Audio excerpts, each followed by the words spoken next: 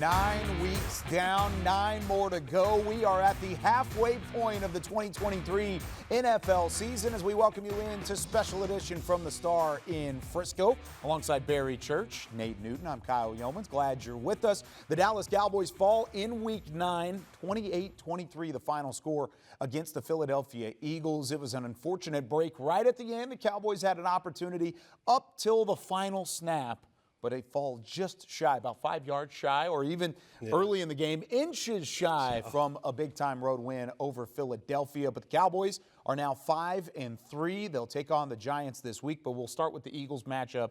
Barry, when you look back at that Week 9 matchup, what was your biggest takeaway for this Cowboys team? Well, my biggest takeaway from the Cowboys were that they're not too far away from arguably the best team in the National Football League with the Philadelphia Eagles. They were right there with them, offensively, defensively, special teams. They were right there with them. I think they were the better team in this game. They just didn't get a couple breaks that they needed, and a few discipline issues like we saw with those penalty flags will hurt you in the long run. But overall, this Dallas Cowboys team is right there. They're almost over the hump, and hopefully they can get there by the end of this season. You know, if you want to be a championship team, you have to pay attention to the small things, the little details, like checking in with the referee, you know, knowing that your toe is, you know, you're about to turn up, you're putting your foot in the ground, you got to understand where you're at on the field. Just little things like that bothers you, you know. When you have a touchdown and you don't go over to the ref and say, hey, ref, hey, I'm number 71, I'm at the end of the line. You have to do these small things in order to get over that hump. That was a touchdown that was literally taken off the board. That was 2 points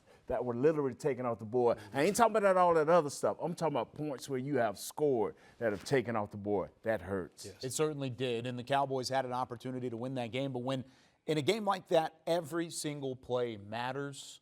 You have to take advantage of every single play, and some of those just didn't bounce their direction. Let's talk about Dak Prescott, though. Prescott was fantastic, 374 yards. He had the 3 touchdowns. Did step out of bounds on the 2-point conversion. That will stick in the head of many Cowboys fans. Frustrating to see that happen on the 2-point conversion that would have brought it within a field goal. But, Barry, what were your thoughts on how Dak played on Sunday? Well, from these past 3 weeks, I feel like Dak Prescott has played unbelievable football. You're talking about 8 touchdowns to just 1 interception.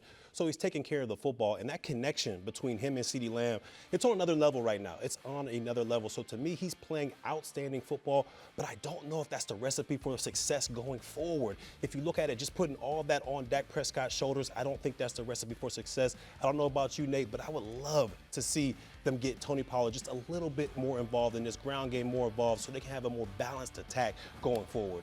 Tony Pollard and Rico Dowdle. They need to get a little bit more involved in the running game. But I like way Dak is where he's setting right now. I think this is the best Dak when he has the pressure of the team on his back and he's playing with instincts. He scrambles around, not to run, but just to move around to get CeeDee Lamb the ball, to get the Jake Ferguson the ball. And when we got that type of Dak, trust me, we can win with that guy. And that trust is building in quarterback 1, QB 1 behind the line of scrimmage. Where's your trust level at with the defense, though? Because you turn around, held A.J. Brown to underneath 70 yards after he had been torching the rest of the NFL. How did they play on Sunday? I think they played pretty well on Sunday. And when you look at this defense overall, I still think they're the strength of this team. I still think they can give you an opportunity to win week in and week out. But what I'd love to see going forward, especially against playoff caliber teams, is they got to perform better in the red zone.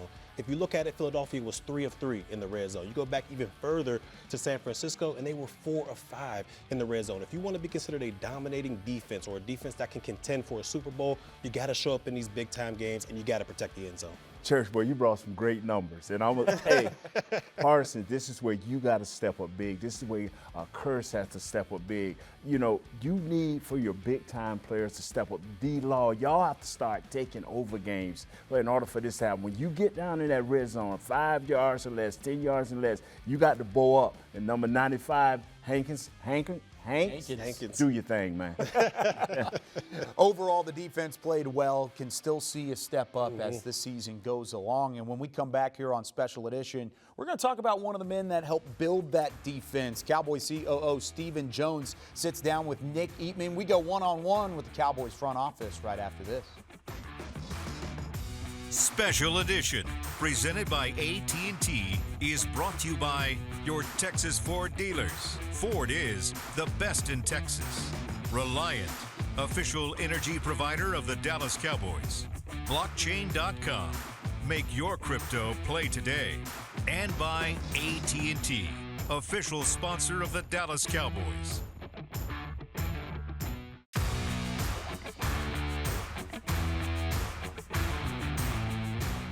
This segment is brought to you by the NFL Fan of the Year, presented by Captain Morgan.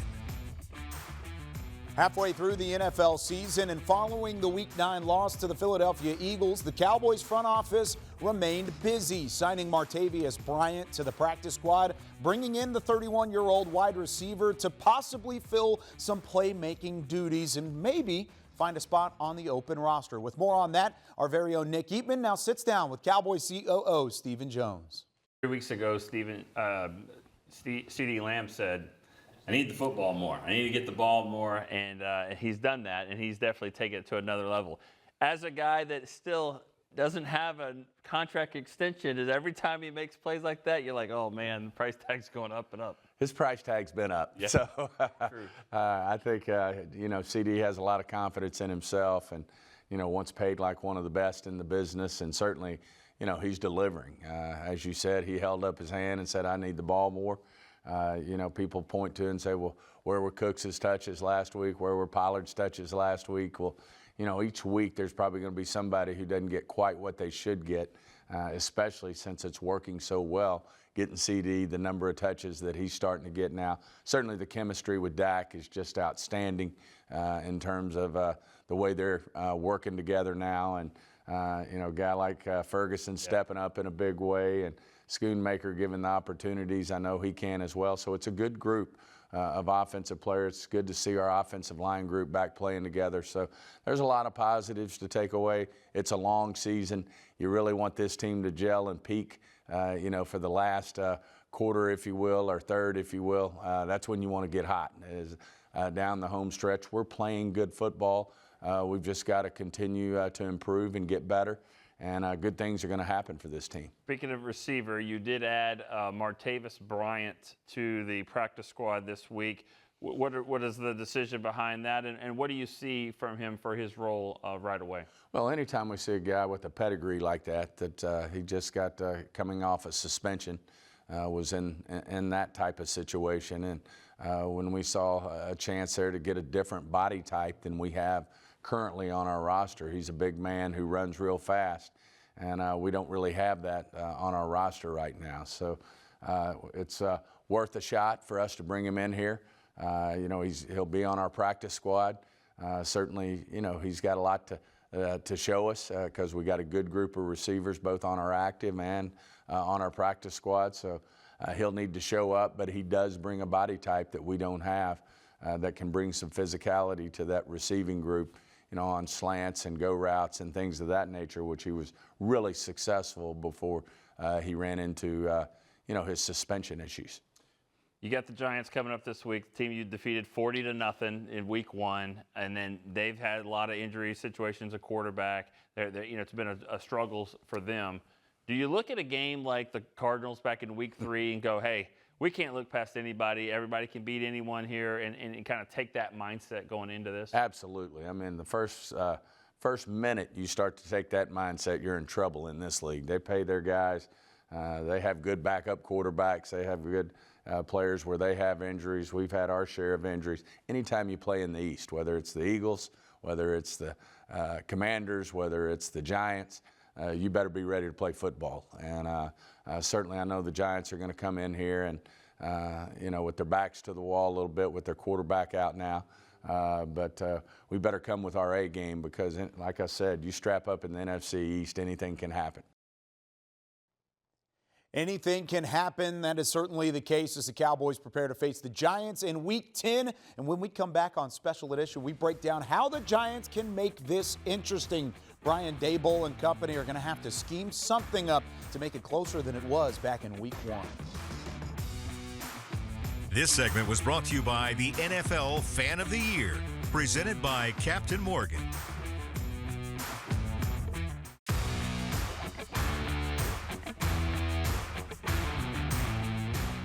This segment is brought to you by your Texas Ford dealers. Ford is the best in Texas. Welcome back to Special Edition from the Star in Frisco alongside Barry Church and Nate Newton. I'm Kyle Yeomans. Let's take a look at the New York Giants, who enter this week with just 2 wins on the campaign. The Cowboys took down the Giants in week 1. This was a playoff team a year ago. Won a wild card round. Were bounced in the divisional round by Philadelphia, but lots of expectation for Brian Daboll and the Giants. That was upended in week 1 with a 40-0 Cowboys win. But when you look at this team, really the only weapon they still have, Barry Church, is Saquon Barkley and what he brings to the table from a running back position. Yeah, without a doubt. Saquon is still, one of the most explosive running backs in the National Football League, and you're going to have to know where he is at all times. But right now, to me, defensively, you got to stack the box against this team because it's Saquon Barkley or bust. No Daniel Jones, no Tyrod Taylor, no Darren Waller. So there's no options out there. And if I'm this Dallas Cowboys defense, I'm trusting in Bland and Gilmore to be able to handle those guys on the outside, and I'm stacking the box and I'm forcing New York to be one-dimensional and rely on Tommy DeVito to go out there and move the football. I think they went out and drafted a center, and that hasn't even worked. The offensive line has not played well. They've given up 49 sacks. If you can just stop the run game early, the first 6 minutes in the game, this could be a feast for this defense. So I would get after them with pressure, man, and just clog up them holes versus the young running back. Game over. Yeah. Saquon Barkley could see north of 30 carries in this matchup. They're going to utilize him quite a bit because, like Barry said, Tommy DeVito, the rookie out of Illinois, will become the starting quarterback for the first time this week for the Giants. No Daniel Jones. Tyrod Taylor also on IR. So they've signed Matt Barkley to be the backup. It's either Matt Barkley or this DeVito cat who hasn't even seen NFL playing time. How is that a challenge to this Dallas defense? Well, it's always a challenge as a defense when you go against a guy that you really don't have a lot of tape on. I mean, we see him right now. He has one game out there, and he has a little bit of athleticism out there. He can escape the pocket, kind of buy time for his wide receivers to get open out there. But overall, I just feel like Parsons and this defensive line will be a little bit too much for DeVito out there to go and move the ball against them. They're going to have to, like we talked about earlier, get pressure on this guy. He's a rookie out there, so he hasn't seen all these defenses. Talk him into a couple turnovers, and hopefully this game could be over before halftime. Barry, you are so politically correct. This dude ain't gonna know what's happening. The speed of this defense is gonna crush him. Stop Barkley.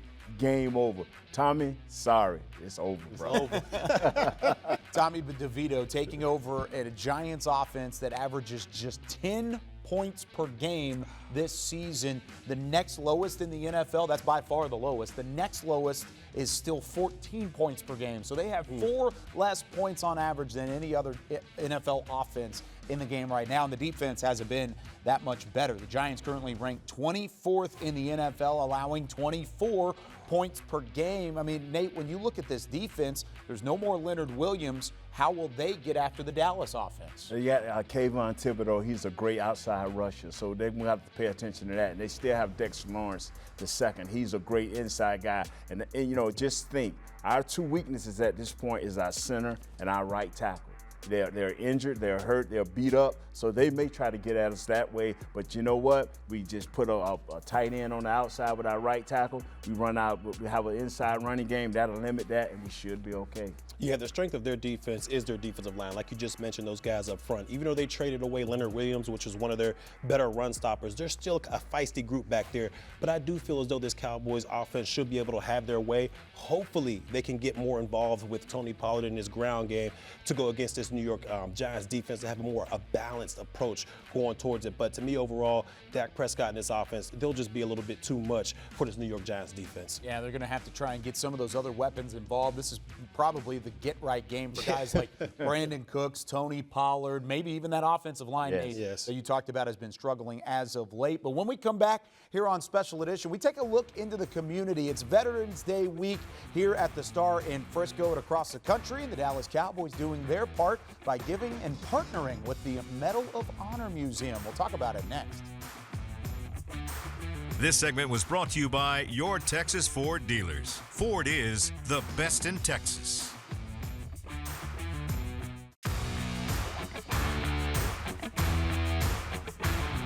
Veterans Day weekend here in North Texas, and the Dallas Cowboys continue to salute the service members far and wide with the building of the National Medal of Honor Museum in Arlington, Texas. A launch event this week featured all sorts of Cowboys both former and current, including Nicole Hutchison, our team reporter, who got the chance to go out there, see what the whole event was all about.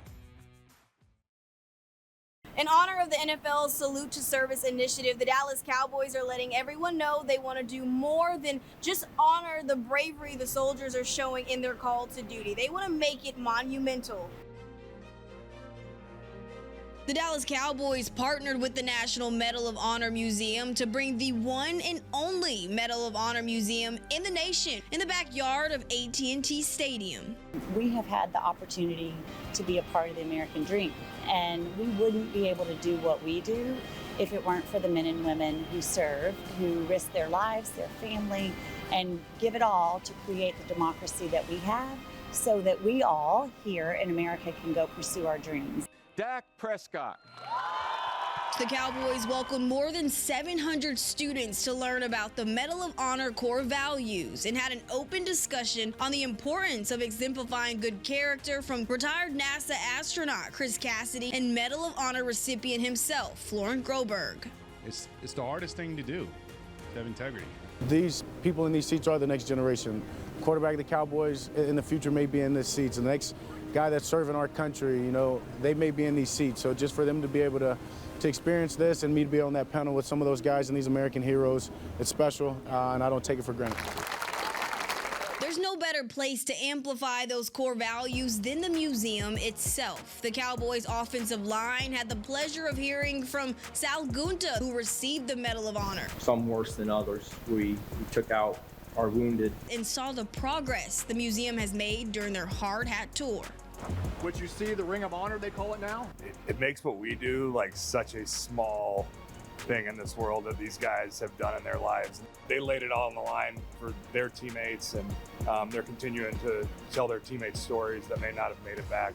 I think the most important thing are the more than 3,500 recipients of the Medal of Honor, and their names will be in this Ring of Honor right in this beautiful central atrium. And beyond that, in the box above, is where their stories will actually be told. It is the stories of the Medal of Honor recipients. It's really the story of a very common person doing something incredibly uncommon that you and I might not could imagine, the type of sacrifice and challenge that it is to do the feats that they do. And it's important for those stories to be remembered and for them to be told and to inspire the next generation of character-driven leaders. Courage, commitment, integrity, 3 core values a Medal of Honor carries, and the Dallas Cowboys look to bring that to life in 2025. Thank you very much, Nicole. Of course, continuing to salute the service this week, Veterans Day week, and from then on forward as well as a part of the Dallas Cowboys and the National Medal of Honor Museum coming in 2024. We've got plenty more special edition to come your way. When we come back, we take a look at how Dak Prescott can continue marching in the right direction. We'll talk about the keys to the game right after this.